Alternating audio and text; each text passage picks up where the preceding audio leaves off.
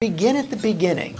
I was fascinated with the story of how this amazing work of enterprise journalism grew and grew and grew, but it started out with you on the ground filing in 800 words on something you had seen near this uranium corporation in India. Just tell us what you were seeing and what you reported.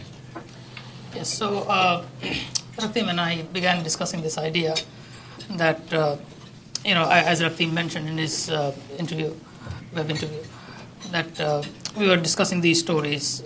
I also come from a place which is pretty close to an uranium mine.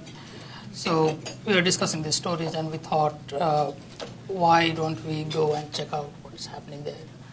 So we started thinking about a peg of the story, and we decided that the best way to write the story would be how India, in its quest for energy, nuclear energy, is basically ignoring its people who are living around the mines. Tom and Ratim traveled to the mine.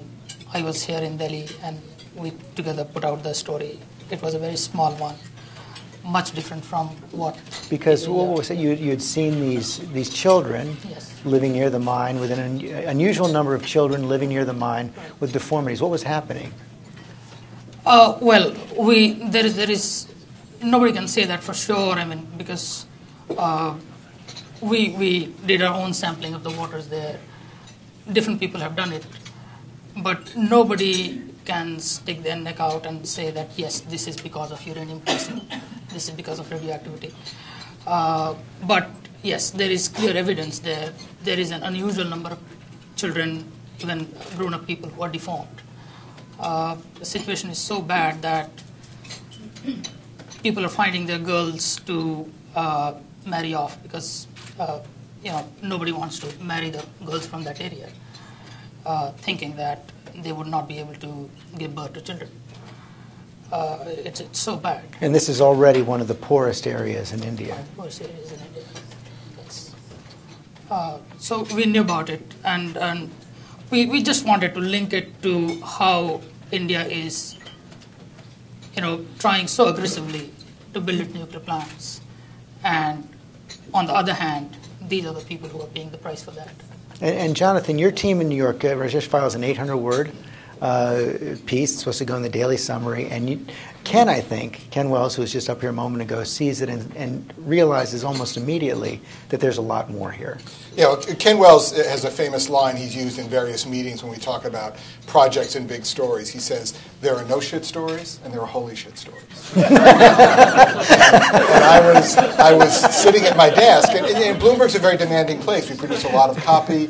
We're writing for all these audiences, and so there is a little bit of a kind of a conveyor belt that goes on. And so this story came in, and it was a perfectly good 800 daily feature story.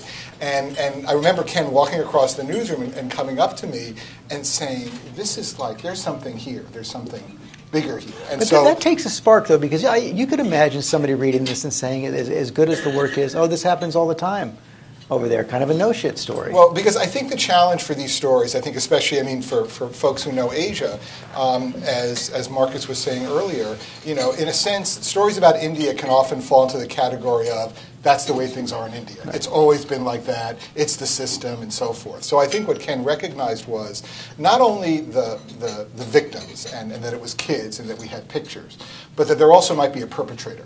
That it wasn't just the way India is. There was actually a company, and we cover companies, that was doing something, and a CEO we could hope to confront or at least go to.